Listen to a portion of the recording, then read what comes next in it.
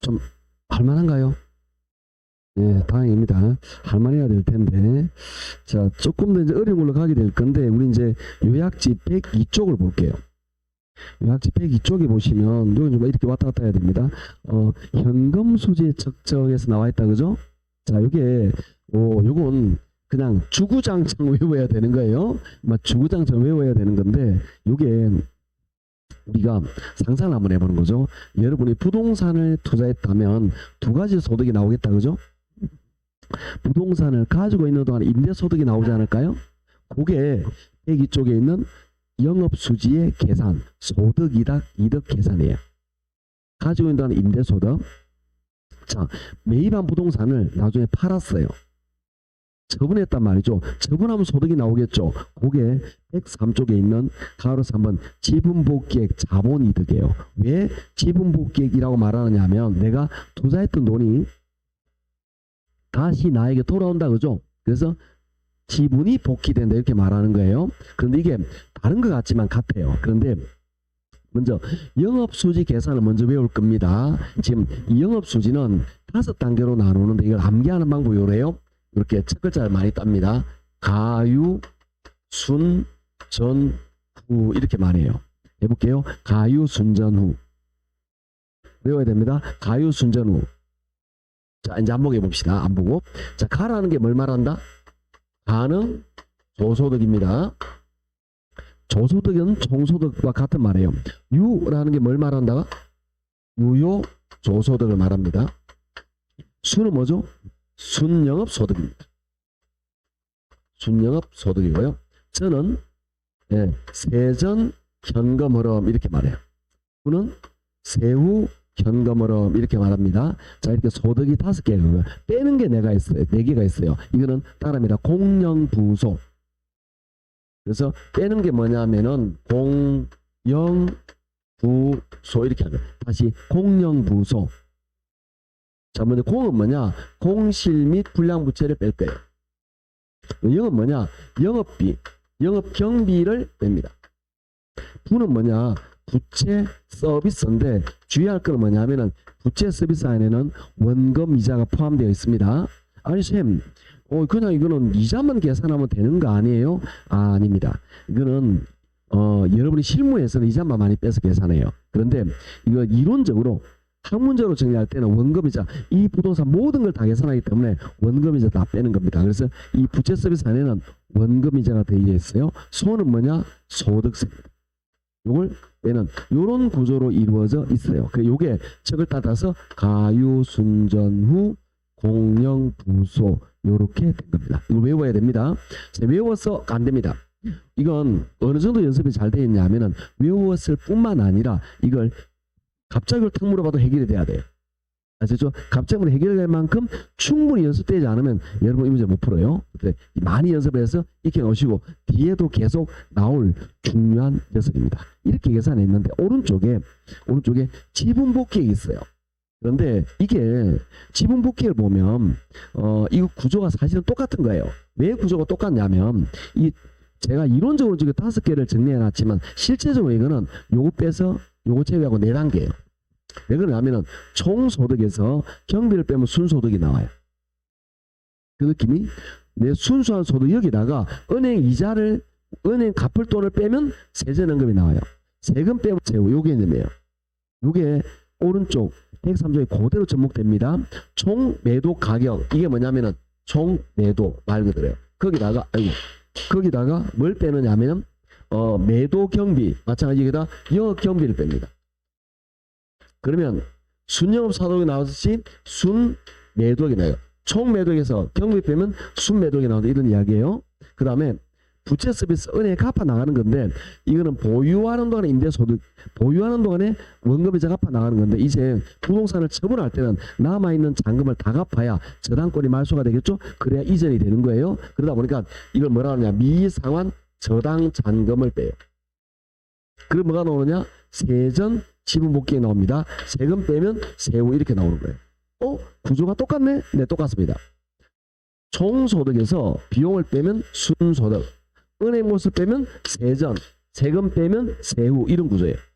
그래서 예전에 저 옛날에 지금은 그냥 가요순으로 이렇게 외우는데 예전에는 총소득에서 경 빼면 순소득, 순에서 부채 빼면 세전, 세전에서 이렇게 외우라 그랬었어요. 이게 더 효과적입니다. 그러니까 총, 순, 세전, 세우 이렇게 외우라고 말한 적도 있었어요. 요게 더 이론적으로 합당하다는 의미가 들어있는 겁니다. 아셨죠? 그래서 요거는 같은 거다 라고 보시면 됩니다. 좀 더 덧붙여서 몇 개만 이야기할게요. 첫째, 이제 부채 서비스는 이해할 거예요. 소득세, 여기는 소득세만 들어갑니다. 그럼 세금에는 소득세도 있고 다른 세금도 있겠죠? 다른 세금은 경비 여기 들어갑니다. 그럼 왜 여기 들어가요? 우리 저 비용 항목 중에 세금하고 공과금 이걸 묶어서 뭐라 그러죠? 세금과 공과 여기. 그리고 재산세 같은 거, 그 다음에 수도세, 전기세 같은 이런 것도 여기 들어갑니다. 아시겠죠? 그러면 여기는 오직 뭐만 들어가죠? 소득세만. 세전세우는 소득세 전후에요. 여기는 반드시 소득세. 요거는 보유하는 동안에 임대소득세. 이건 어떤 거냐면 여러분이 5월달에 종합소득세를 낼 겁니다. 그때 말 그대로 종합소득세 안에는 모든 소득에 대한 세금이 나오겠죠. 그 중에서 여러분이 이 상가라든지 원룸을 가지고 있으면 임대소득이 나와요. 그 소득에 관계되는 세금입니다. 아셨죠? 그래서 이게 종합소득 일종의 쉽게 말하면 고교소득세를 말하는 거예요. 요거는 뭐냐? 양도소득세예요. 그런데 우리 교재는 뭐라 되어 있죠? 자본, 이게 학문적으로 이렇게 말해요. 근데 이걸 세법에서는 양도소득세라 말합니다. 아셨죠? 하여튼 여기는 소득세가 들어간다. 이해하시겠죠? 자, 그래서 얘를 외워 놓으셔야 되는데 요 놈은 잘 안 쓰니까 지울 겁니다. 네? 다 했어요. 얘는 시험에 잘 안 나와요. 얘가 시험에 잘 나옵니다. 아주 잘 나와요.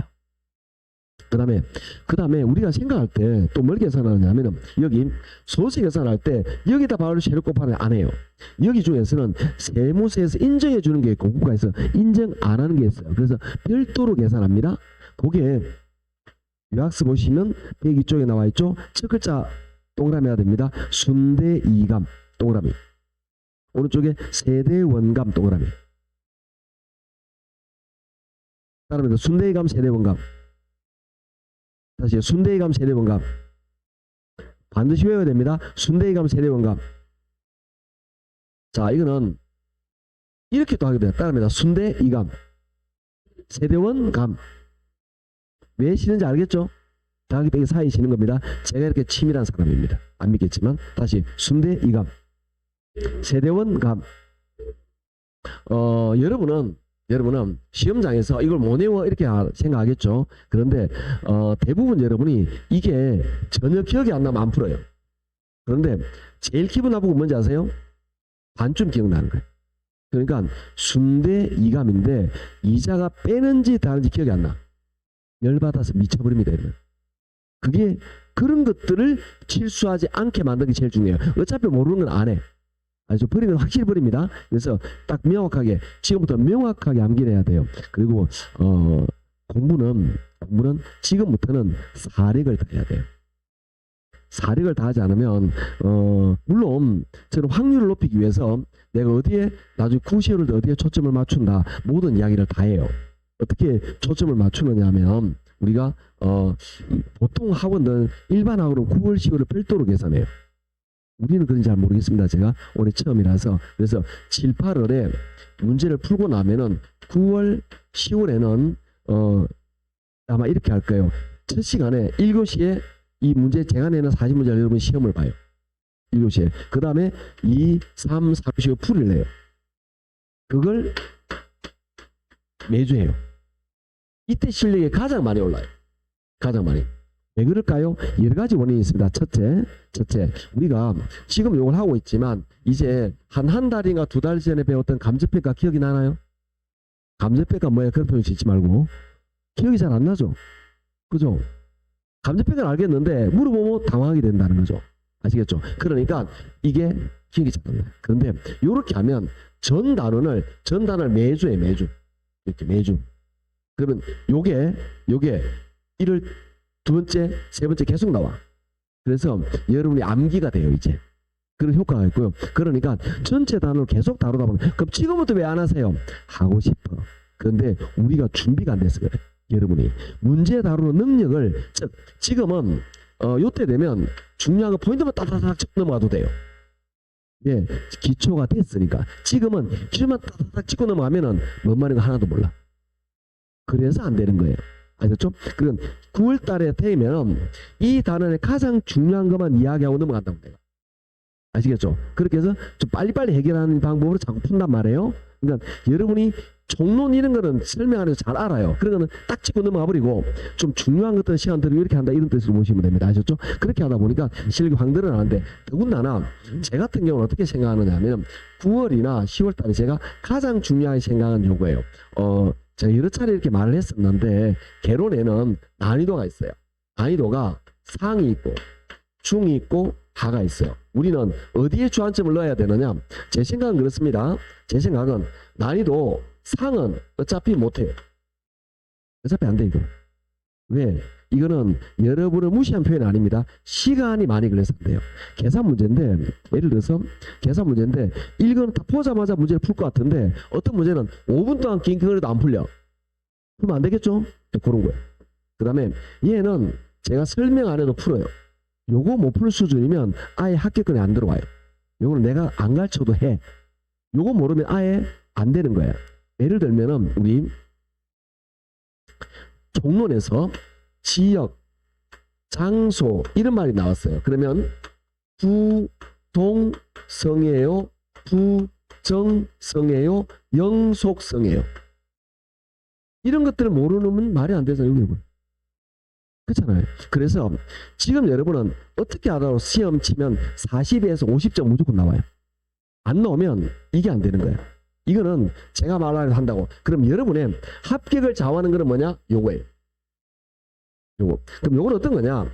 지문이 5개가 있는데 요거는 확실히 알겠는데 답이 요거 아니면 요거야.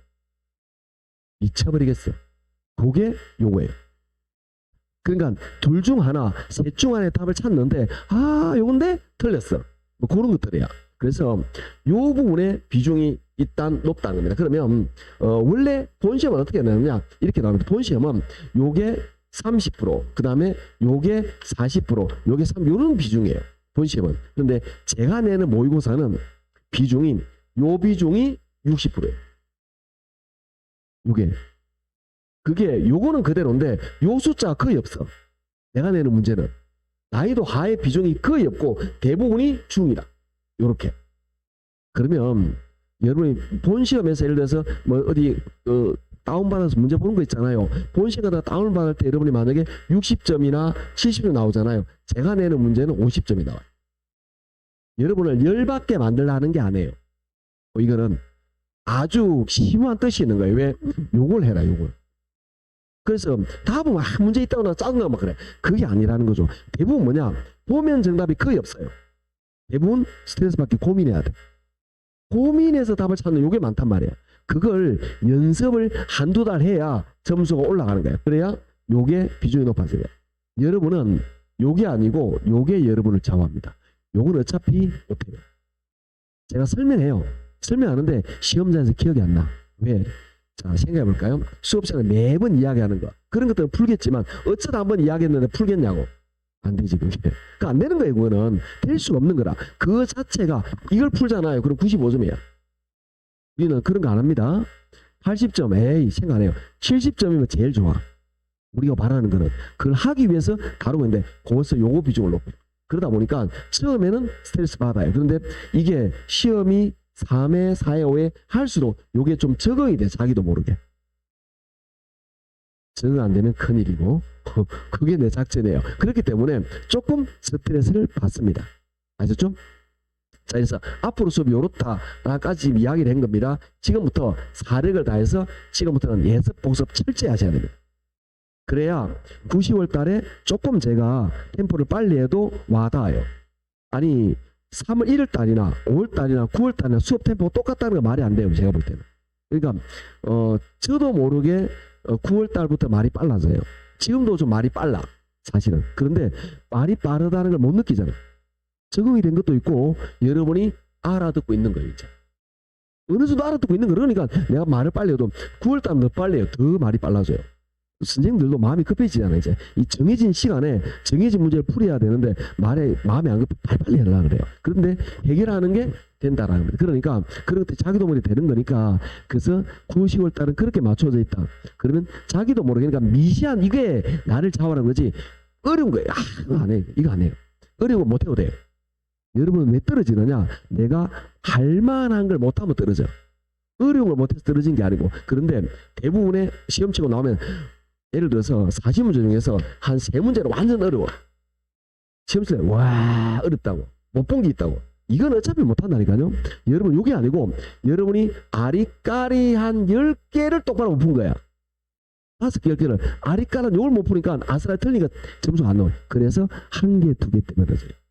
3개도 안 해요. 꼭 1, 2개 때문에 그래요. 요 때문에 그래요. 그러니까 똑바로 시험 집에 와서 딱 보면 답이 보이는 거예요. 이게 요게 아니고 이게 답이 보여요. 내가 왜 그랬지? 그렇게 됩니다. 그러니까 이 지금부터는 한두 문제가 2달이 되고 3달이 되는 거지.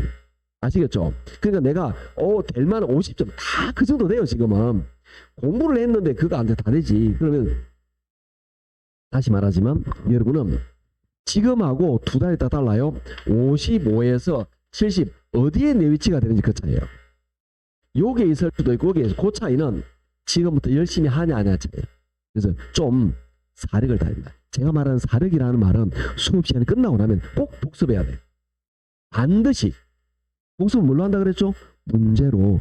선생님 모르면요 요약집 찾아보고 기본서는 6일도 주지 말고 기본서 볼 시간이 어디 있는데 박 주겠는데 안 봐도 됩니다. 정 모르겠으면 찾아봐도 돼요. 근데 지금도 아직도 제가 높아지면서 말하는 아직도 지금 대부분 제가 공부한 지 몇 달 됐다 그죠? 아직도 동영상을 보는 사람이 있어요. 물론 오늘 수업을 빼먹어서 보는 건 괜찮은데 요게 이해가 안 돼서 앞에 찾아보는 건 괜찮은데 아직도 보면 이런 사람이 있어요. 어떤 사람 강의 좋다. 그 사람 강의 내 거 안 해요. 그거. 제 말이 이해가 됐잖아요. 동영상은 의미가 없어요. 내가 문제를 풀어야지. 내가 문제를 그 사람 설명 잘하는 게 뭔 상관이 있는데 내가 문제를 못 푸는데 제 말을 듣고 이해가 됐잖아요. 그러면 그 사람이나 내 말이랑 똑같은 거야. 동영상 연연하면 안 돼요. 그때부터는 내가 문제를 풀어야 돼. 그래서 복습은 문제를 풀어요. 문제를 어떻게 오늘 우리 예상 문제 풀고 있죠? 요거 다시 풀어야 돼. 풀었던 것도 안 푼 거 다. 그리고 기출 문제 다시 풀어야 돼. 이렇게 문제를 보고 모르면 요약집 찾아보고 반복. 그래도 모르면 저한테 물어보고 그렇게 해서 내 걸로 알아가는 시간이 필요해요. 그걸 안 하면 점수 절대 안 나와요. 그러니까 여러분이 쉬운 길 막아잖아요. 시험장에서 어려운 문제 부딪힐 때 연습을 지금 해야 되는 거다. 그 연습이 안 돼 있는데 시험장에서 이렇게 푼다고 정말 말도 안 되는 소리예요. 그래서 선생 중에 제일 나쁜 선생님이 뭐냐? 내 하는 것만 따라해라. 말도 안 되는 소리예요. 결국 내가 해야 되는데 문제는 쉬운 것도 어려운 건데 어려운 문제를 해결하는 방법을 내가 안 해봤는데 어떻게 시험장에서 푼다고? 그렇잖아요. 그럼 선생님 말은 딱 지문 그대로 나오나?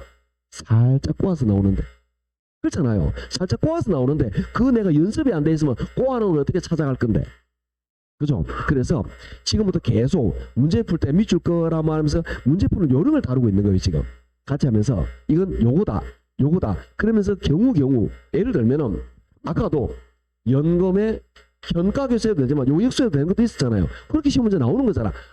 이러면 되겠네. 그럼 문제 나오면 풀면 되는 거. 그런 것들이 반복되면서 내 실력이 되어 나가는 거예요. 그런데 끄떡끄떡하고 끝나잖아요. 요거 내가 안 풀어보면 이거 일주일만 지나면 또 기억이 안 나. 이게.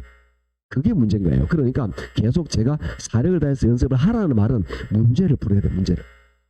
그 문제를 풀다가 안 되면 활발하게 질문하고 질문 언제든 하셔야 됩니다. 지금은 여러분 질문 보면 요거 설명해 주세요. 그거는 정말 잘못된 질문이에요. 지금 그 수준 안 해요. 선생님 요거 하겠는데 요게 뭔 말이에요? 답은 요건지 알겠는데 요게 뭔지 이해가 안 됩니다. 그렇게 질문이 나오는 거라. 왜? 내가 공부를 했거든.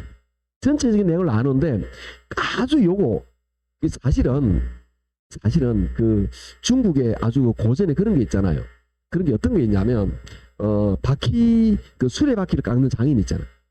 그죠? 그런데 자식한테 이걸 안 물려줘. 왜?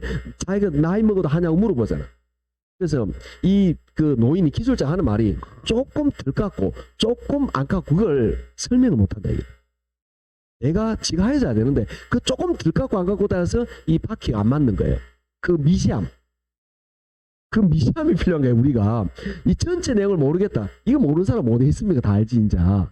어느 정도 공부를 했는데 그 미시함 그때 약간 요게 나를 좌우하는 거예요. 그래서 지금은 대부분 그런 쪽이기 때문에 동영상 강의 연연하지 마세요.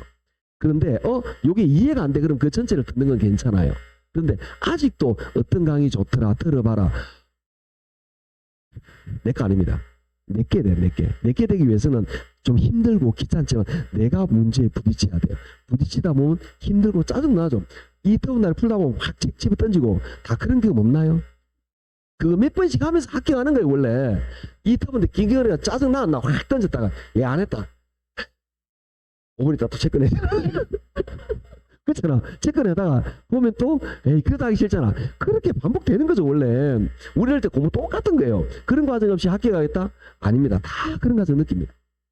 확 풀다가 짜증나 확 던지다 했다가 다시 가왔다가 물어보면 나중에 수업 시간 들으면 아씨 아무것도 아니거든. 그럼 열받기도 하고 그 과정을 다 겪어나가는 그래서 공부 그렇게 다 되는 거 똑같은 이치입니다. 그러니까 이거는 조금 힘들더라도 좀 미세한 부분이니까 안 되면 주변도 물어보고 활발하게 해결해서 내 걸로 내 문제를 풀어야 돼요. 내 문제. 가끔 학원에 보면 내가 점수가 안 나오잖아. 그럼 옆에서 도와줘. 이거 봐라. 요 강의 좋더라. 나를 죽이는 거예요.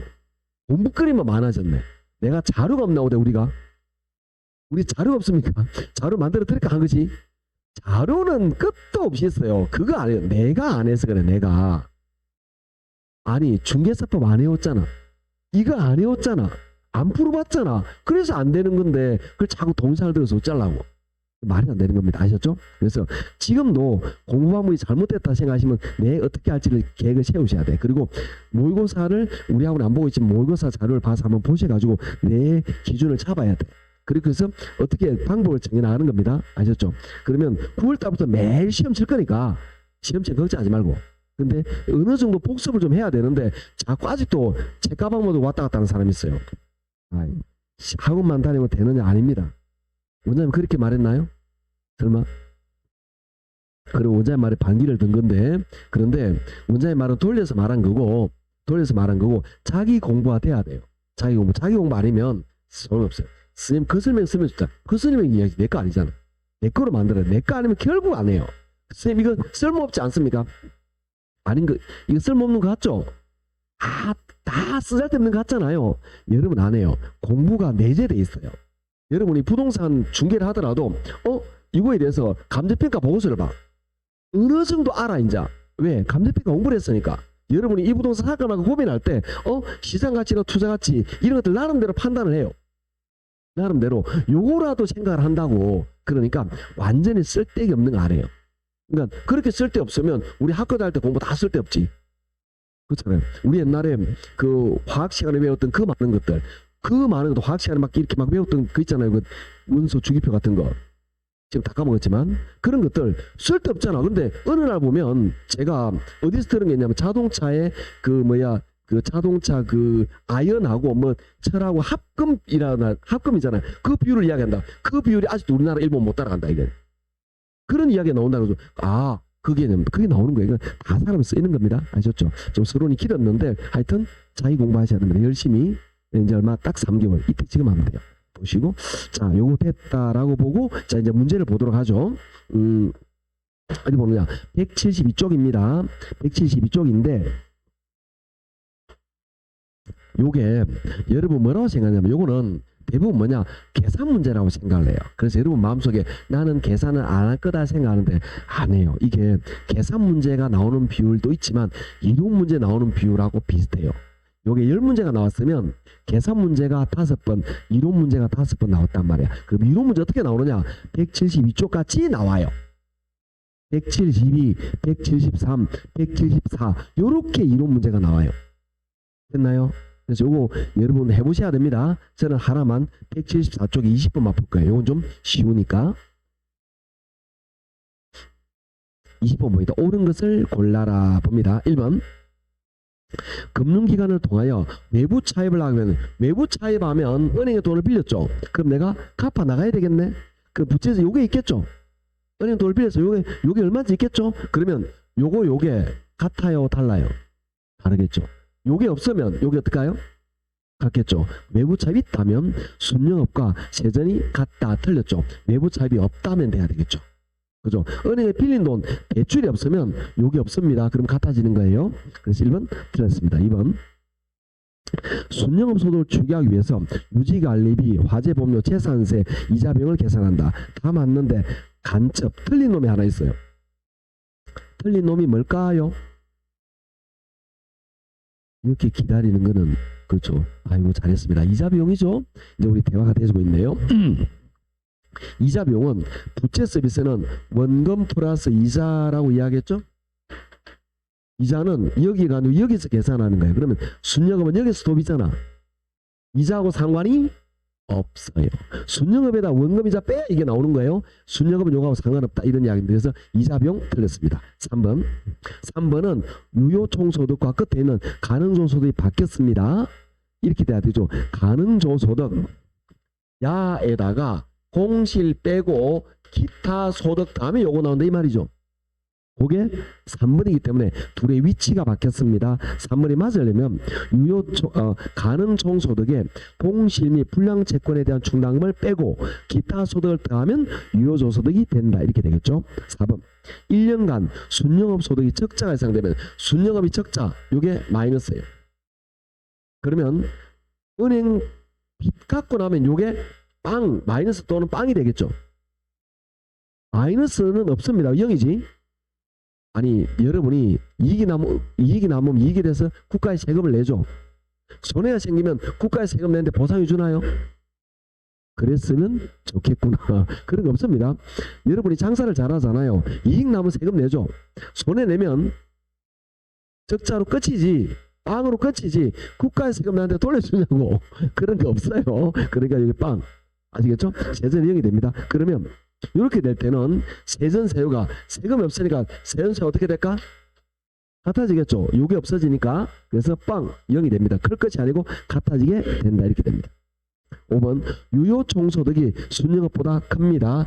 유효총소득에다가 영업비니까 요거 나오니까 얘가 더 크게 되겠죠? 당연히 위에 게 크게 되는 거죠? 당연하게 요렇게 나올 것이다. 그러니까 문제가 이런 식으로 나와요.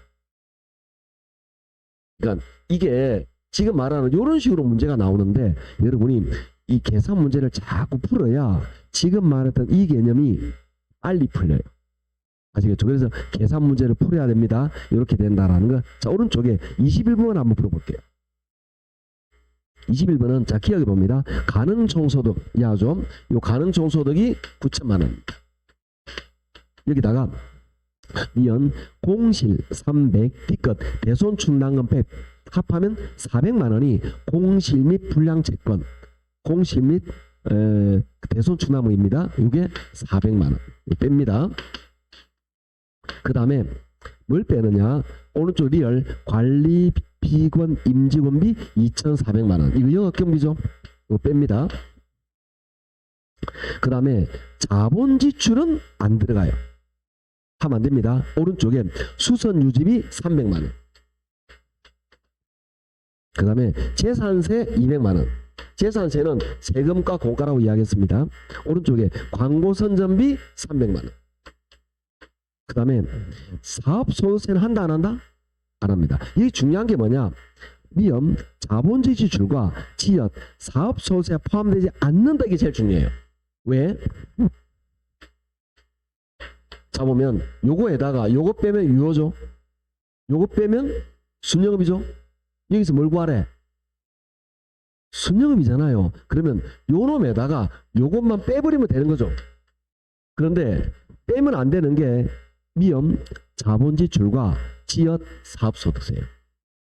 이해하시겠죠? 그러니까 계산은 이게 계산 문제가 아니란 말이에요. 거의 숫자지만 거의 계산 문제가 아닌 게 되는 겁니다. 이렇게 하는데 왜 안 빼느냐? 자 거기서 사업소득세는 요거죠. 당연히 요런 계산할 때 상관이 없고요. 그 다음에 위험에 있는 자본적 지출은 부동산의 가치를 상승시키는 거예요. 요거는 그래서 비용으로 인정을 안 해요. 세무서에서. 그래서 자본적 지출. 그런데 그냥 간단히 고친 거는 이거는 비용으로 수선비로 인정을 합니다. 그런데 부동산의 가치를 상승시키는 거 이런 것들은 이거는 자본적 지출로서 이거는 비용 인정을 안 해요.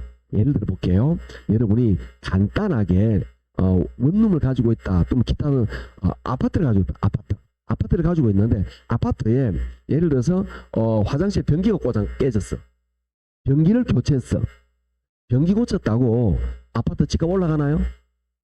단순 수선이죠. 그건 비용이에요. 비용. 그런데 우리가 아파트 확장하는 경우 있잖아요. 아니면 안에 내부 리모델링 하는 거. 그거 나중에 다는 못 받아도 대부분 판매할 때 조금 더 받죠. 이 아파트가 5억인데 확장하면 5억 2천이야. 매매할 때 그게 나오잖아요. 그러면 2천만 원, 3천만 원 확장비로 비용이 나갔어. 그거는 비용 인정 안 한다고. 왜? 그만큼 팔 때 올려받는다고. 이게 자본적 지출입니다. 비용으로 안 본다는 겁니다. 아셨죠? 그래서 수선비 같은 이런 수익에 관계되는 현상유지에 대한 지출은 비용 인정되지만 이런 자본적 지출은 비용 인정을 안 한다라는 이야기입니다. 이 두 가지만 기억하시면 됩니다. 그렇게 해서 이걸 계산하면 정답이 나와요. 자, 넘어갑니다. 나머지는 여러분이 푸시고. 자, 이제 우리는 176쪽에 이렇게 해서 이론 문제 여러분 다 풀어야 됩니다. 176쪽에 계산 문제가 23, 24, 25, 26 4개가 나와 있어요. 그런데 이 4개를 다 풀 여유가 없어요. 그 중에 23번은 주고도 풀어야 됩니다. 예, 23번 볼게요. 뭘 구하라 그랬죠? 자, 아까 소수세관은 기억나나요? 순대, 이감, 세대원, 감. 기억나죠? 그것만 하면 답이 나와요. 자, 그러면 얘는 세전이죠? 요는 세대원, 감 하면 되는 거예요. 이거는. 자, 볼게요. 세전연금 얼마냐? 4천만 원입니다. 오른쪽에 대체충당금 350만 원입니다. 원금 400만 원. 요까지는 더합니다. 감값이면 뺍니다. 세대원 감이니까. 감가상각비 250만 원. 자, 빼볼게요. 전부 다 더해가지고 더해서 빼면 얼마나 오느냐? 4,500만 원 나오죠? 계산하면 4,500만 원 나온다. 그죠? 요 4,500만 원 곱하기 세율이 몇 프로죠? 몇 프로라고요? 20%. 0.2 곱합니다. 그럼 얼마 나오죠? 0.2 곱하면 900 나오나요? 그래서 정답은 2번. 이거는 얼마 안 걸리잖아. 얼마 안 걸리죠? 이걸 왜 안 해? 계산 다 버리면 안 돼요. 굉장히 위험한 생각입니다. 이렇게 시험 나온다고? 네, 나오는 사례도 있습니다. 이렇게 풀면 됩니다. 자, 그러면 24, 25, 26은 풀어야 됩니까? 요거는 풀면 안 됩니다. 자, 제 말은 시험장에서 풀지 말라는 거지 지금 풀지 말라는 뜻이 아니에요. 지금은 풀어야 됩니다. 왜? 24, 25, 26을 풀면서 여러분이 공부를 하는 거예요. 이걸 문제를 풀다 보면 여러분 이게 외워져요. 그래야 앞에 이론 문제가 빨리 풀어져. 아셨죠? 그렇게 하면 돼요. 너무 많으니까 저는 25분만 풀겠습니다. 아셨죠? 25분 볼게요. 자, 차례대로 내볼까 봅니다. 가능 총소득이 5천만 원. 요놈이죠? 요놈이 5천만 원입니다. 공실은 가능 총소득이 10%입니다. 그러면 요게 얼마냐 하면은 500만 원. 그러면 유효 조소득이 4,500만 원 이렇게 나오겠다. 그죠? 자, 그 다음에 영업경비를 뺄 건데요. 네모칸하면 영업경비가 500만 원 나와 있죠? 500만 원 뺍니다. 그러면 순영업 소득 나오겠죠? 순영이 얼마냐면 4천만 원 나옵니다. 자, 부채 서비스는 원금 플러스 이자입니다. 네모칸에 원금은 200, 이자는 800. 합해서 얼마죠? 1,000만 원이죠? 1,000만 원을 냅니다. 그럼 세전연금이 얼마나 오느냐? 3천만 원 나온 거죠. 여기다가 소득세 빼면 세고 나옵니다. 자, 소득세 계산할 때 그냥 하는 게 아니고 아까 했잖아요. 순대, 이감, 세대원, 감. 아까 세대원, 감 해봤으니까 이제 뭘 할 거냐? 순대, 이감을 해봅시다. 이때는 이 감을 빼는 겁니다. 순대, 이감, 순영업 소득 4천만 원. 대체충당금 여기는 없습니다. 자, 내목 한번 볼게요. 이자, 원금하고 이자를 봅니다. 얼마죠? 800만 원. 감값이 봅니다. 얼마죠? 200만 원. 4천에서 800, 200, 즉 선을 뺍니다. 얼마 나오죠? 3천만 원. 우연히 같은 겁니다. 우연히. 항상 같은 게 아니라 우연히 같은 거란 말이에요. 3천만 원 곱하기 자 보니까 영업경비 소득세 비율이 30% 0.3이죠. 3천만 원에 30% 계산하면 얼마입니까? 900만 원 나옵니다. 900 빼면 세후가 2100만 원 나오겠죠? 그래서 이 문제 정답은 3번이 됩니다. 자, 이거는 어려워서 풀지 말라는 게 아니고요. 시간이 많이 걸려요. 계산 문제 좋은 점은 뭐냐?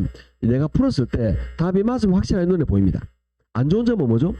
여러분 열심히 풀었습니다. 그런데 여러분이 계산한 답이 보기에 없어요. 당황해보면 정말 미쳐버립니다. 이거는. 그래서 좀 고치면 또 없어. 그 시간 다 간다고. 그래서 하지 말라는 거죠. 이 경우, 이 많은 경우에 하나만 실수해도 답이 안 남아요. 그래서 계산 문제는 뒤로 미루는 겁니다. 아셨죠? 즉 공부할 때는 24, 25, 26을 풀어보시고 내 걸로 만들어 놓고 시험장에는 마지막에 아시겠죠? 시간 많이 걸리니까 그렇게 보시면 됩니다. 자, 넘어가도록 하죠. 자, 178쪽인데요. 이제 우리가 굉장히 중요한 걸 다루면 이거는 요약지 104쪽을 볼 겁니다. 104쪽인데 이게 너무너무 중요한 개념입니다. 여기서 우리가 이 104쪽에 나와 있는 제목이 뭐냐면은 이 제목이 할인연금 수지분석입니다.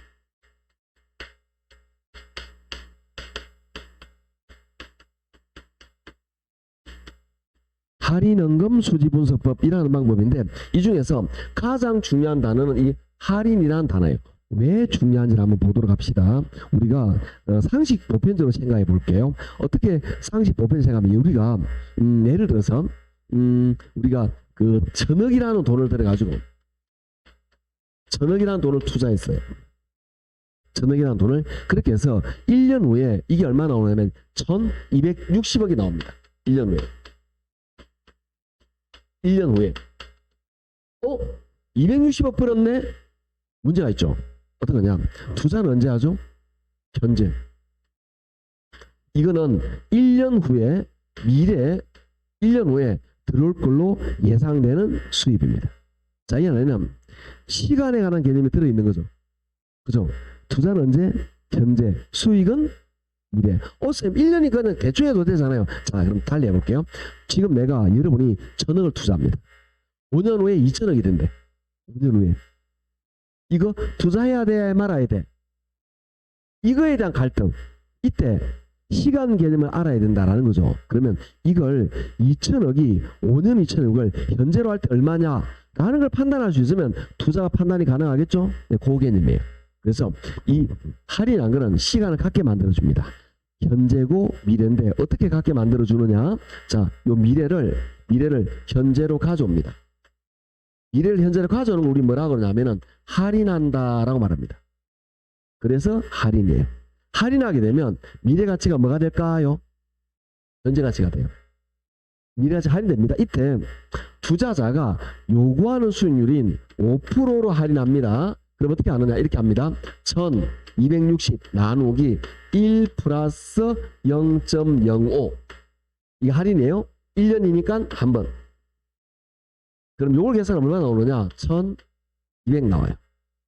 제가 미리 계산해 놓은 겁니다. 이렇게 나오는데 이때 우리는 어떻게 표현하느냐? 요 투자된 1000원 요걸 우리 뭐라고 말하냐면은 유출 현가라고 말합니다. 자, 따라서 유출 현가. 들어온 돈은 1260원이잖아요. 이걸 들어오는 유입액인데 유입의 미래 가치라. 이걸 할인하면 요게 아까 할인하면 뭐가 된다 그랬죠? 현가. 이걸 우리 뭐라고 말하느냐? 유입 현가라고 말해요. 아까 유입 현가. 자, 그러면 투자 판단할 때 요렇게 하는 게 아니라 요렇게 합니다. 실제적으로는 지금 1000원을 투자하면 1년 후에 1260원이 들어올 게 예상이 되지만 이걸 1000원을 투자 이걸 1260원이 아니라 1200으로 비교한다 이 말이에요. 그럼 요거는 들어오는 돈의 미래 가치 들어오는 돈의 현재 가치 유입 현가 가지고 투자 분석을 한다. 그래서 할인하면 뭐가 된다? 현가. 여기에 현가 시간 가치로 통일을 해요. 이렇게 해서 투자 분석한다. 그래서 할인해서 현재 가치로 만든 다음에 현금에 들어온 돈, 나간 돈, 들어온 돈, 나간 돈을 분석해서 투자할까 말까요 결정합니다. 이런 이야기예요. 굉장히 간단한 개념입니다. 자, 그러면 요때 이 수치를 가지고 좀 이제 감을 한번 잡아보죠. 이 할인임금 수지 분석법은 세 가지가 있습니다. 첫째, 순현가법 하는 게 있어요. 우리 교재에 나와 있는 겁니다. 자, 좀 밑줄 그어 드릴게요. 순현가법이라는 게 있는데 이 순현가법 어떻게 계산하느냐? 이렇게 계산합니다. 유입 현가에서 유출 현가를 빼요. 따라합니다. 유입현가 마이너스 유출현가. 다시 유입현가 마이너스 유출현가. 이 문제에서 유입현가 얼마죠? 1200. 유출현가 1000. 그 문제 같으면 1200에서 1000을 뺀다 이 말이죠. 그럼 얼마 남아요? 200. 200이 순현가입니다. 200이 0보다 크면 투자의 타당성이 있다 이렇게 됩니다. 왜? 남는 게 있단 말이죠. 그 반대로 0보다 작으면 투자의 타당성이 없다. 왜? 요거에서 요걸 빼서 마이너스 요게 더 작단 말이겠죠. 그렇게 판단은 이걸 순현가법 요렇게 이야기를 합니다. 자, 그 다음에 두 번째 이제 어떤 방법이 있냐면은 수익성 지수법이라는 게 있어요. 이거는 유입 유출현가를 나누어 버립니다.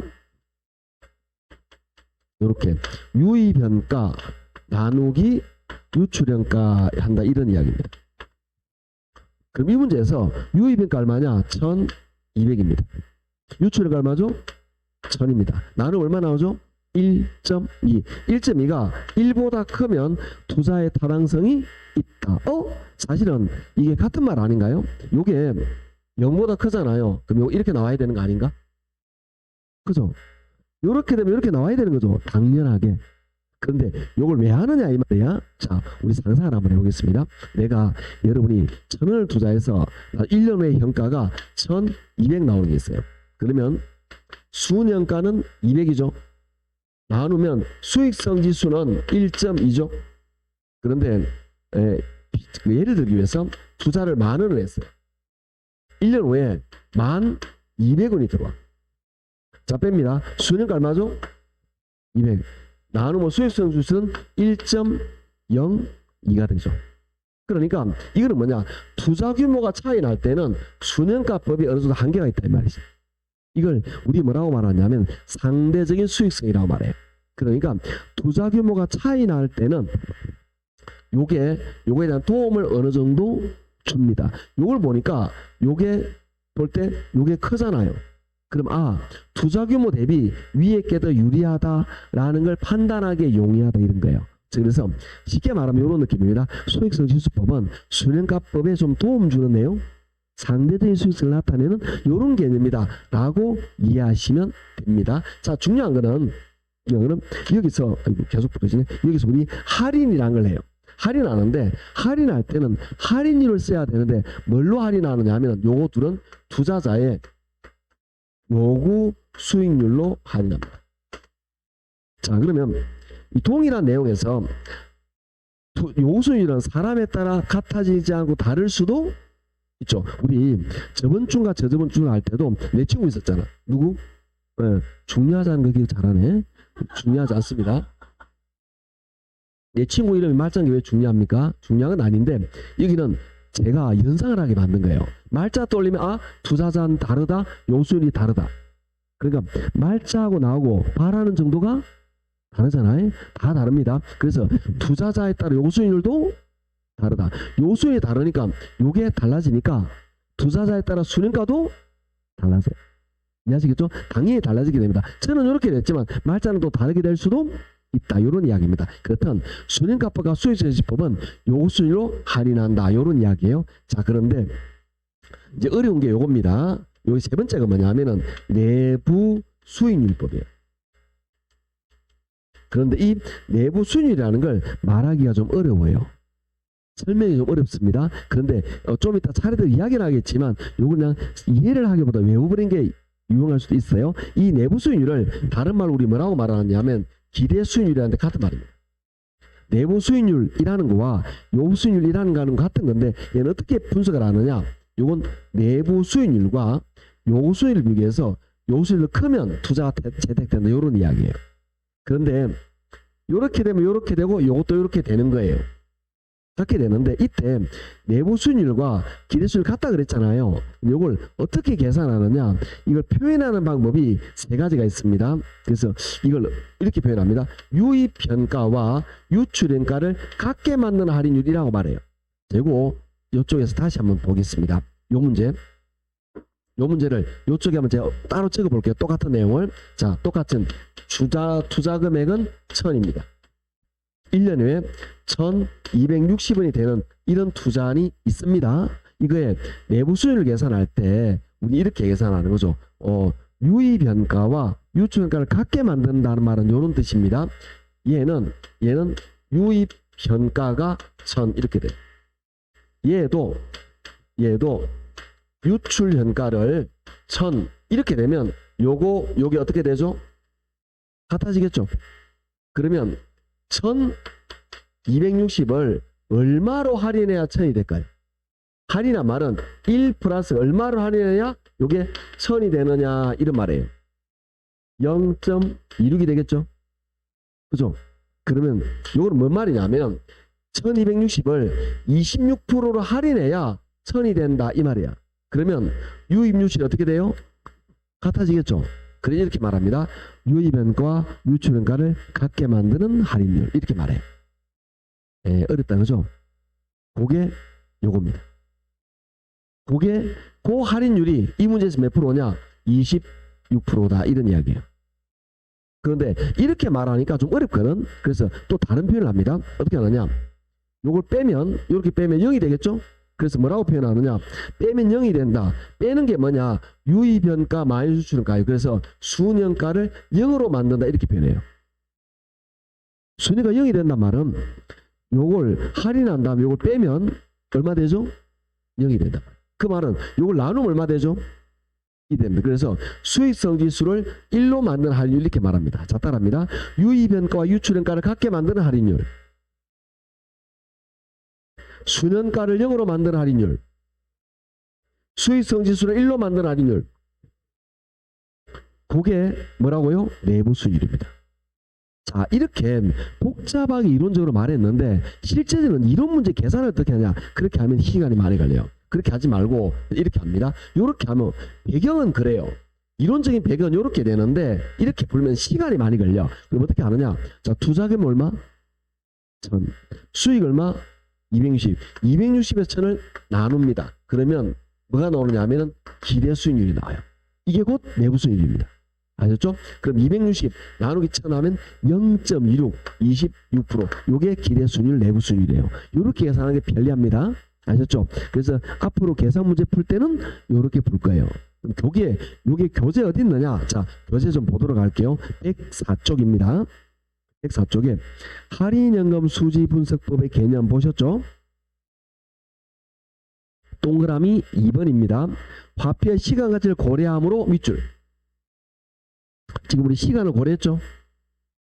시간을 고려한 겁니다. 그 다음에 밑에 그 줄 밑에 밑줄 소득 이득과 자본이득을 모두 고려한다 밑줄.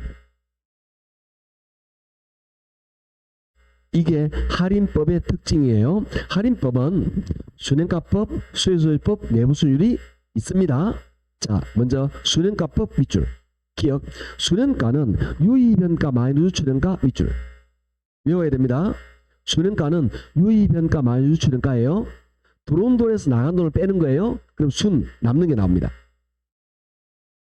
그 다음에 동그라미 2번에 두 번째 줄에 요거 순위를 보이죠? 동그라미 별표. 내부 수율에 동그라미 별표. 기억 밑줄 씁니다. 순행가가 0보다 크면 투자를 채택한다 밑줄. 그게 요겁니다. 제가 말한 것만 밑줄 끄고 있는 거죠. 표시한 것만 밑줄 끄는 겁니다. 오른쪽에 내부 수율법 밑줄. 자, 공식에다 밑줄 합니다.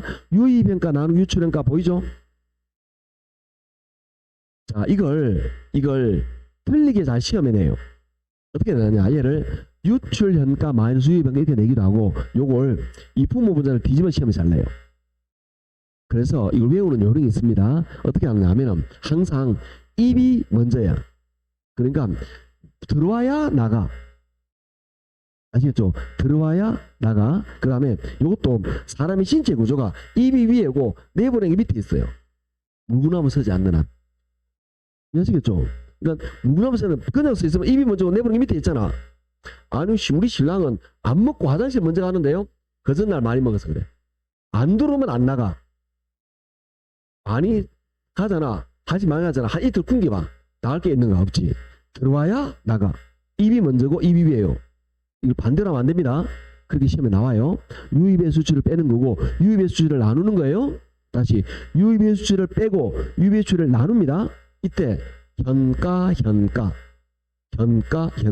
할인하면 현가만 나오지 내가 안 나오는 거예요. 그렇게 한다. 알아놓으셔야 됩니다. 자, 그 다음에 가로 3번 동그라미 2번이죠. 가로 3번 동그라미 2번 요구수인을 사용한다. 밑줄 3번의 기억 밑줄입니다. 수익성 지수가 1보다 크면 투자가 채택된다. 밑줄 수익성 지수가 1보다 크면 채택한다. 밑줄 그 다음에 4번은 읽어보시면 되는 거고요. 4번, 5번, 6번 요거는 제가 아까 말한 요 설명이에요.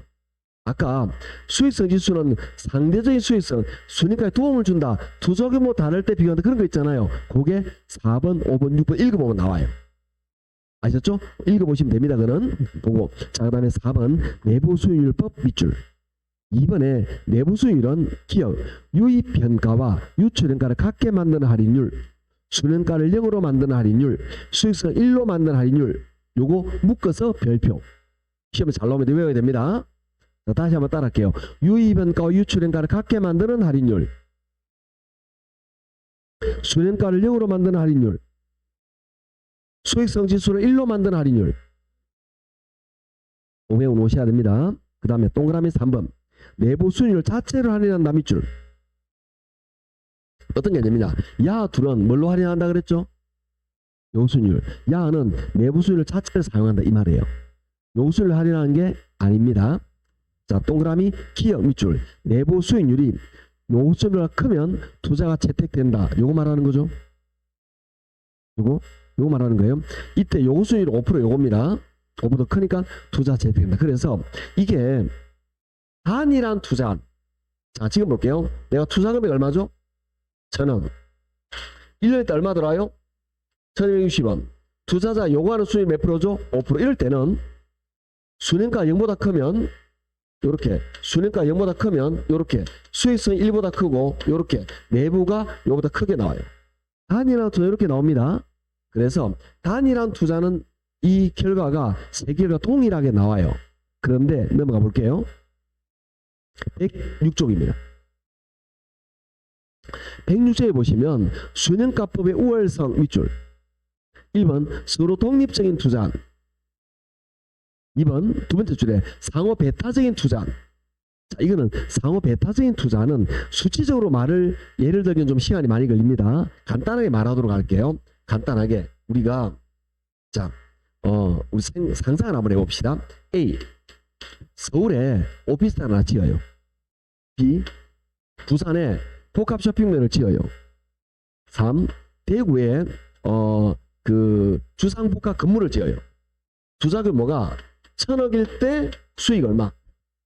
이거는 1,200억일 때 수익 얼마? 그 다음에 이거는 900억일 때 수익 얼마? 이렇게 있겠죠. 투자 규모는 5년, 3년, 4년 이렇게 나옵니다. 이렇게 마시겠죠? 그럼 이런 투자는 있을 때 이게 전부 다 이게 수년가가 0보다 커 3개다. 그러면 수익성도 1보다 커. 그 다음에 내부 수익률이 요 수익률보다 다 커요. 그러면 이 말은 이 3개 다 투자하면 이익이 좀 남는 거죠. 그런데 어떤 게 이익이 많이 남는지 계산해야 되겠죠. 그럴 때 자 이게 순현가법으로 계산하는 거 순현가법을 하니까 이게 제일 많이 많고 두 번째 세 번째가 나와요. 1.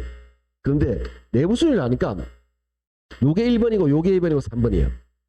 자 그러면 투자 규모가 일어나는 상호 배타적인 투자 예를 들어서 이거 투자는 1,000억 이렇게 되는데 우리 회사가 3개 다 투자할 여유가 없어요. 요거 중에 3개 중에 하나를 골라야 돼. 보통 그 건설업체나 투자회사에서 3개 다 한꺼번에 투자하는 경우 없습니다. 하나를 시작하고 마무리되면 다른 걸 시작을 해요. 그거는 여러 가지 요인이 있지만 우리 회사가 역량을 집중하는 거예요. 여기 투자하면 3년 동안 요것만 매달려.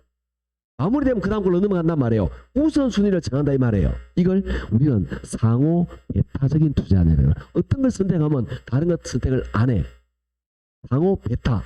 이해하시겠죠? 그래서 이거 세 개 우선순위를 정해야 돼. 왜? 우리 회사가 요거 세 개 다 투자할 자금이 없어. 우리 회사 가진 게 1,300억 밖에 없어. 그러면 요거 중에 하나를 투자하겠죠?